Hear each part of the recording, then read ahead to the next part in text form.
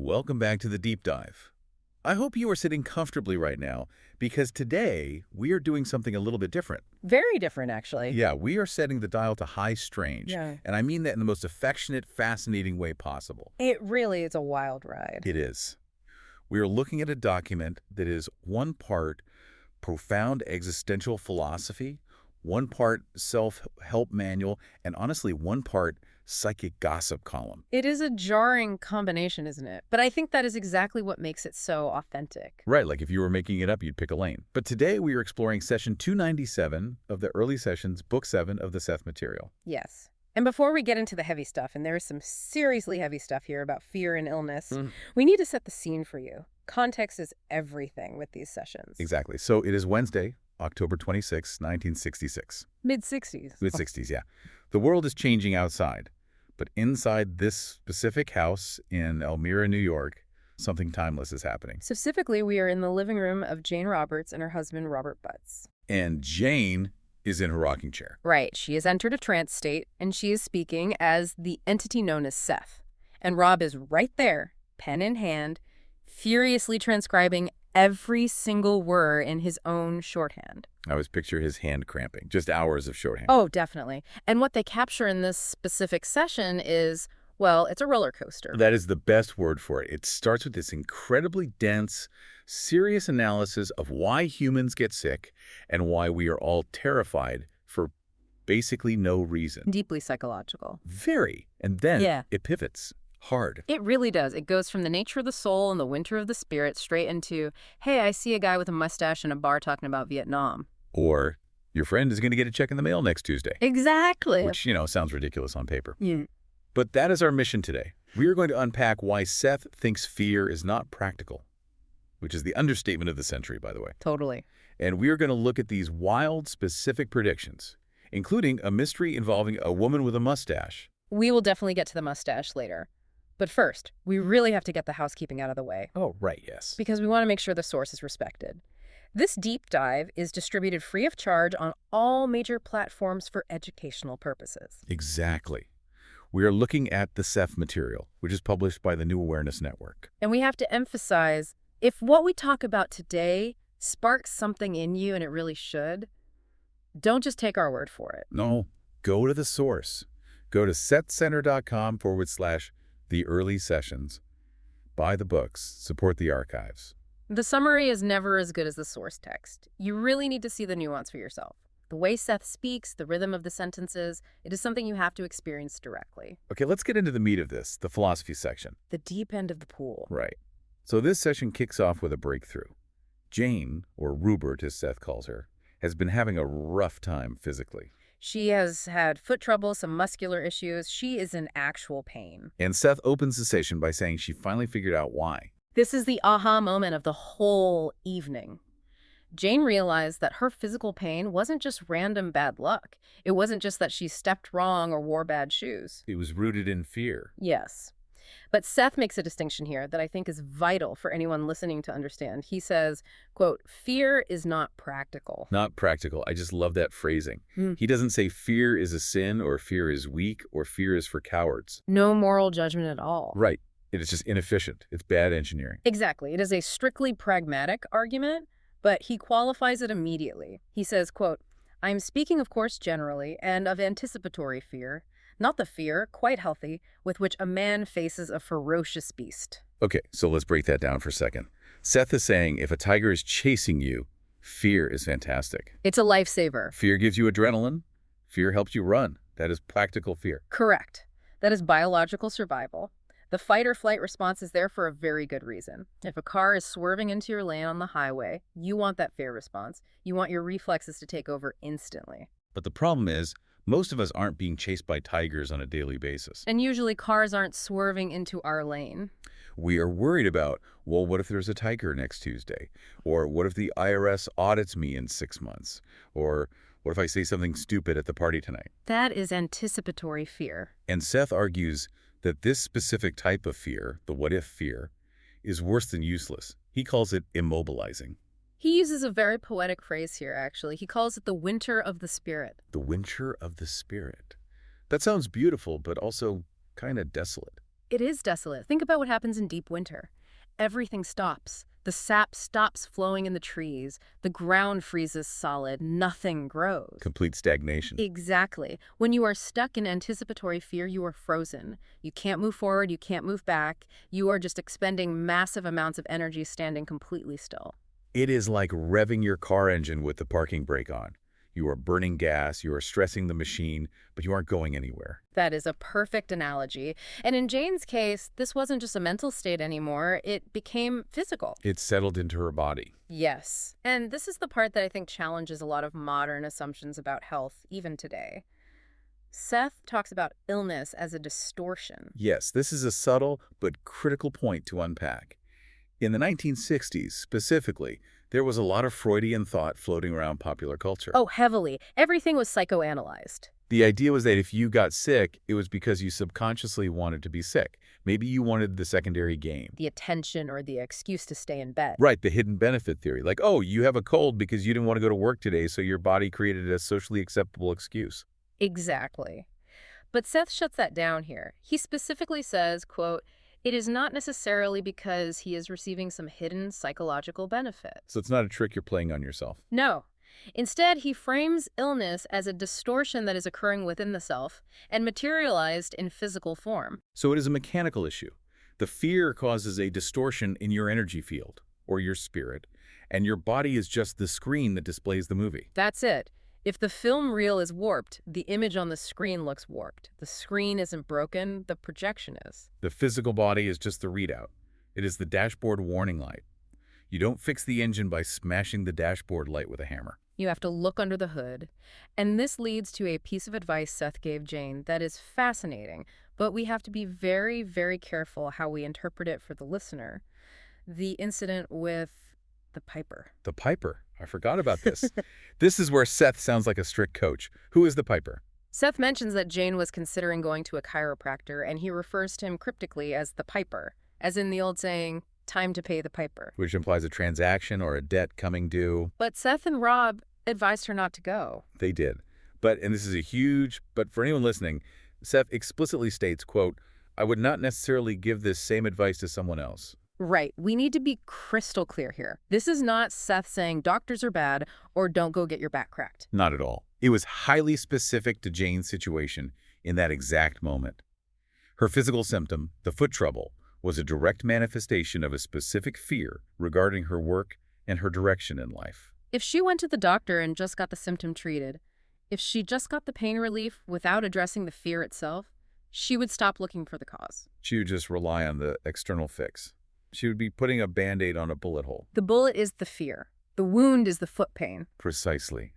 Seth says if she hadn't found the master cause, which was the fear, then apparent causes came and went and would continue to do so. She would just be playing whack-a-mole with symptoms for the rest of her life. Today is the foot, tomorrow it's the stomach, next week it's a migraine. That is a terrifying thought. Just chasing symptoms forever because you are too afraid to look at the source, it really puts the ultimate responsibility back on the individual. It does. And that brings us to the hero's journey aspect of this whole session. Seth frames Jane's struggle not as a failure, but as a necessary passage. He calls it the symbolic journey of the spirit. He says finding the self, quote, always involves the journey of the self through fear and its emergence. Note the word always. Yeah, I caught that. Always. You do not get to skip the scary part. Man, I really wish we could just fast forward to the emergence sometimes. But we all. Can't we just get the wisdom without the trauma? Can't I just download the software update without crashing my system first? I think everyone wishes that. But Seth implies that without that friction, actual maturity isn't possible. You have to experience the immobility of winter to truly understand the mobility of spring. You have to understand the distortion to understand clarity. So the fear is what, like resistance training? In a way, yes. It is the weight you have to lift to get strong. If the bar is empty, you don't build any muscle. That makes a lot of sense. And for Jane, this was critical because of her specific line of work. She is a psychic. She channels, she does projections, which are out-of-body experiences. And Seth makes a very technical point here about the actual mechanics of psychic ability. He says psychic work requires absolute freedom. Freedom and mobility. Seth says, quote, "The fearful spirit fears to leave the body and fears to reside in it also." Oof. That hits hard. You are scared to go out, but you are scared to stay in. You are just permanently trapped in the doorway. And that trap completely destroys intuition. To be intuitive, to project your consciousness elsewhere, you need to be fluid. Fear is rigid. Fear creates walls. So Jane had to conquer this fear, not just to fix her foot pain, but to literally level up her abilities.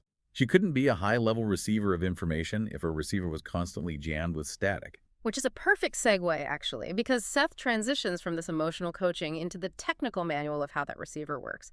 He starts talking about how we perceive reality, the difference between the inner senses and the outer senses. This is core Seth philosophy right here.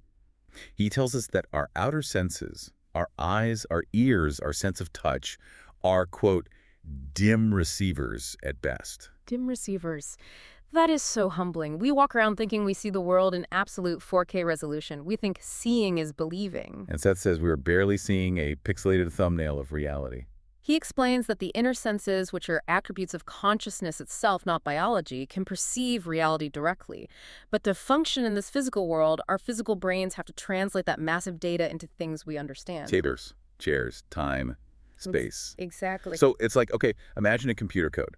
The reality of the software is just lines of complex code, ones and zeros. But my computer screen translates that into a user interface so I can use it. Right, a folder icon, a trash can icon. I can understand the folder. I cannot understand the raw machine code. The physical world is the desktop interface for our consciousness. And Seth is saying that when we have a mystical experience or a projection or even a vivid dream, we are touching that raw code. We are peeking behind the interface. But as soon as we try to remember it or explain it to someone else, we involuntarily translate it back into folder icons. We force it into physical terms because that's all our language can handle. He says, quote, even the survival personality must translate perception into terms it can understand. So we are constantly actively translating without even knowing we're doing it. And he mentions that there are entities that don't have this limitation. He calls them pyramid gestalts. Pyramid gestalts. It sounds like a prog rock band from 1974. And now playing the main stage, pyramid gestalt. It really does. But he describes them as highly developed consciousnesses that can perceive reality in all its forms simultaneously. They don't have to pick and choose what to look at. They see the code and the desktop and the electricity powering the computer all at the exact same time. And us mere mortals, we have to pick and choose.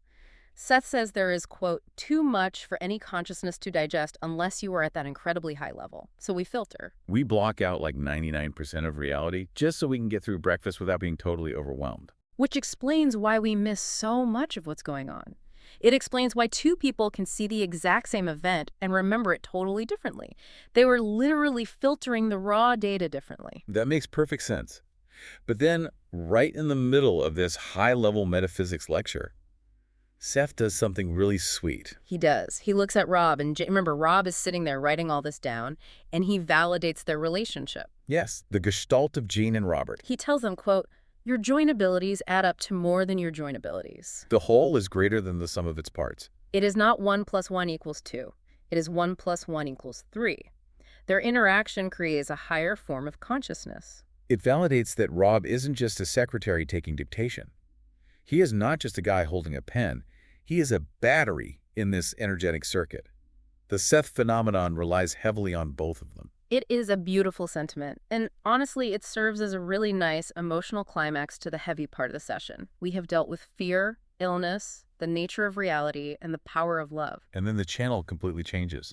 It really does. It is like Seth checks his watch, assuming entities have watches, and says, okay, enough enlightenment for tonight.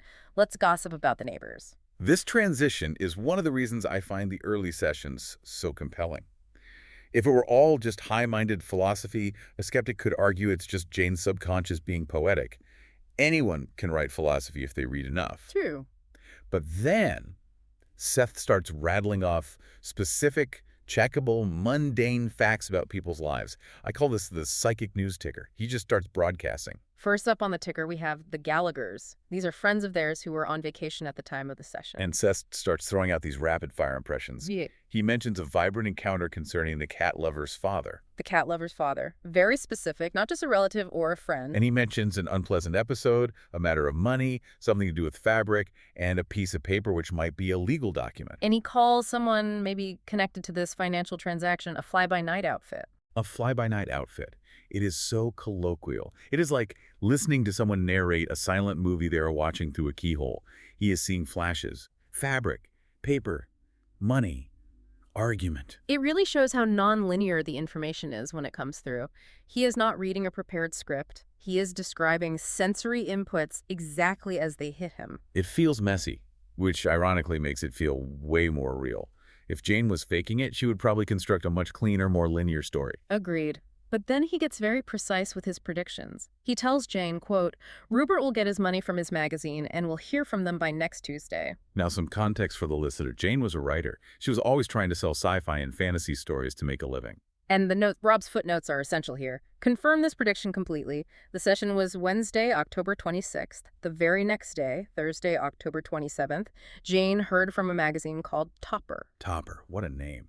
I just picture a magazine entirely about top hats and formal wear. Highly unlikely for the sci-fi market, but they had been sitting on a story of hers for almost a year. There was some massive mix-up. It was almost printed twice. She was never paid. It was a bureaucratic nightmare. And suddenly, the day after Seth mentions it, they contact her out of the blue and promise payment. Bam! Validated. That is hard evidence documented in the notes. But then there is the Elmira College thing. This one is fascinating because the source material actually includes a visual aid for this. Right. For the listener, describe what we're looking at in the book here. It is a sketch. It is a tracing of an employee pay record from the City School District of Elmira. It has columns for gross pay, tax, dates. It looks exactly like a standard payroll stub from the 1960s. Why on earth is a pay stub tracing in the middle of a psychic manuscript? Did Seth ask for a raise? This is the really cool part. They were doing sealed envelope experiments on their own time. Rob would put a target image or object in a completely sealed envelope, and Jane or Seth would try to describe it without seeing it. So this pay record was the target for the next session, session 298. Exactly. It was part of the energetic vibe of the week.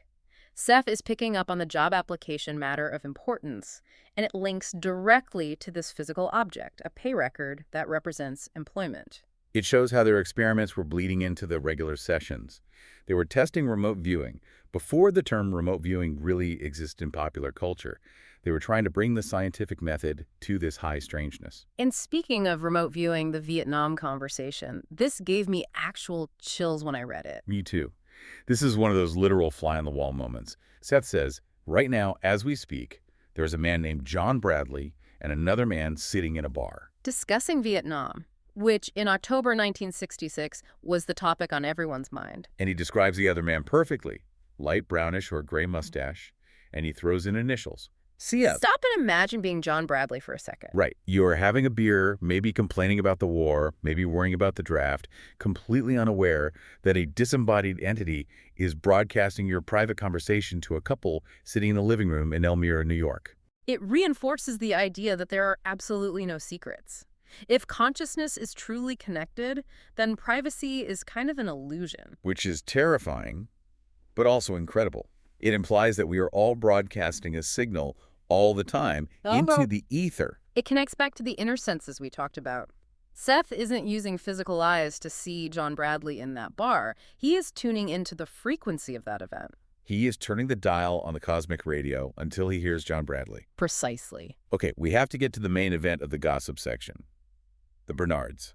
The Bernards. Jane and Rob are about to meet these people, or they know they're going to interact with them soon, and Seth decides to give some impressions before they meet.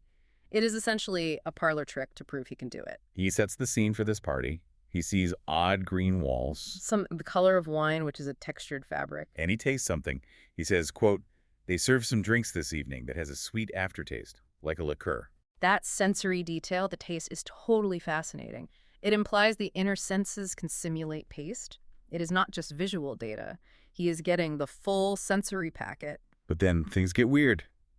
Very weird. The pirate. Yes. Seth sees a connection to a pirate. Just throws that out there into the room. Connection with a pirate. No context at all, just pirate. Maybe an ancestor? Maybe a Halloween costume? Maybe a metaphorical pirate who steals things? We don't know. The notes don't clear it up. But then we get the mystery that had me laughing out loud while prepping for this. The mustache. This is a classic Seth struggle moment. He is trying to describe a specific person at this gathering. He says, quote, connection with a tall white-haired woman with a slight mustache. Okay, picture that. That is a distinctive look. But then he corrects himself, or rather, he expresses deep confusion about what he's seeing. He says, quote, "The tall person here mentioned could be female. If it is male, he has strong feminine characteristics. It is a relative, fairly close." So he is seeing a person with mixed signals. Tall, white hair, feminine energy, but a mustache. It is hilarious because it highlights the extreme difficulty of that translation process we talked about earlier. Seth is receiving an energy signature. Right. He is getting raw data points. Female energy, male biology, mustache, tall. And he is trying to put that into linear English words using Jane's vocal cords. Is it a woman with a mustache? Is it a feminine man? He cannot quite lock the image into a neat physical definition. I just love the idea of Jane and Rob going to this party with the Bernards later, looking around the room, spotting some elderly aunt and whispering to each other, "Check for the mustache." Is that Uncle Bob or Aunt Sarah? It adds such a human, humorous element to the session. It reminds us that Seth isn't infallible in his descriptions because he has to filter everything through Jane's vocabulary and Jane's expectations of gender and appearance. It absolutely does. And he throws in some really deep cuts for the Bernards, too. He mentions Susquehanna. He gives a specific date, October 6, 1937. And he describes a two-story house that gives the impression somehow of another story. That house description is very specific. He says there is a porch-type thing that is up somewhat as on stilts. These are hard visual data points. They might not mean anything to us reading it 60 years later, but for Jane and Rob, or the Bernards, these would be massive validation moments, proof that Seth is really seeing their specific reality. So we have gone from the winter of the spirit to a confused description of a mustache in about 45 minutes of transcript time. And that is the Seth Material in a nutshell. It completely refuses to stay in one lane. So what does this all mean for you listening right now? If we zoom out, we have a listener here who maybe wants to improve their life or maybe just wants to understand the nature of the universe a little better. What is the synthesis of session 297? Yeah, why should they care about Jane's foot pain and the neighbor's mustache? I think the synthesis is this. The session proves, or actively attempts to prove, that you are much more than your physical body. How so? Connect the dots for us. First, the philosophy part tells you that your physical body is just a reflection of your inner state. Your fear creates your illness. You are the projector, not the screen. You have control, but only if you face the fear.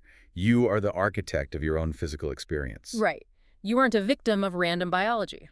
And then, the gossip part proves that your consciousness isn't locked inside that body. Seth can see John Bradley in a bar miles away. He can see the Bernards' green walls. He can see the check from Topper magazine before the mailman even delivers it. This implies that consciousness is non-local. It can travel. It can know things that the physical eyes can't possibly see. So the advice that fear is not practical isn't just nice self-help platitudes. It is raw mechanics. If you want to be able to do the cool stuff, the predictions, the sensing, the deep connection, you have to clear out the static in your receiver. And the static is fear. Exactly. Fear locks you in a piney box. It makes you small. It makes you think you are just a fragile body that can get hurt. But Seth is saying, no, you are a consciousness that can travel, perceive, and create. But you can't do any of that if you are cowering in the corner worrying about a tiger that isn't even there. Anticipatory fear. It is the absolute killer of human potential. It is the static that ruins the cosmic broadcast. It is the winter of the spirit. But remember, the point of identifying the winter is to know that spring is coming eventually. The emergence is the promise Seth gives. The ice melts. The flow returns. That is a really great place to land. It is deeply hopeful. I think so too. Again, if this sparks something in you, please go to the source, the New Awareness Network. SethCenter.com/ear-early sessions. Get the books, read Rob's notes, see the struggle and the triumph of Jane and Rob firsthand. It is dense, but it's so incredibly worth it. It is a journey worth taking for anyone interested in consciousness. I want to leave you with a final thought today. Seth kept harping on our outer senses being dim receivers. He says we barely see anything of true reality. Right, just the desktop interface. So look around the room you are in right now. Maybe you are in a car. Maybe you are in your kitchen. You see the steering wheel or the coffee maker. But if Seth is right land, what else is in the room with you right now?